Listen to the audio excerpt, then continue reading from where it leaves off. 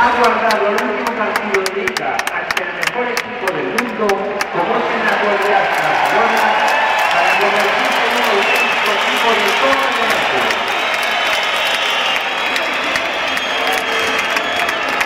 ¡Ole! ¡Eso sí es bonito! Esto es nuestro ritmo. Esta es nuestra actitud. Este es nuestro ritmo. Este es nuestro ritmo.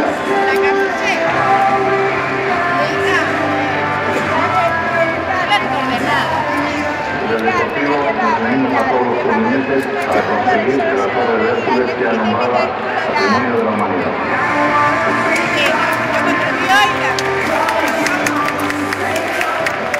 De la Coruña y el Depor es lo mismo, y se lo merece.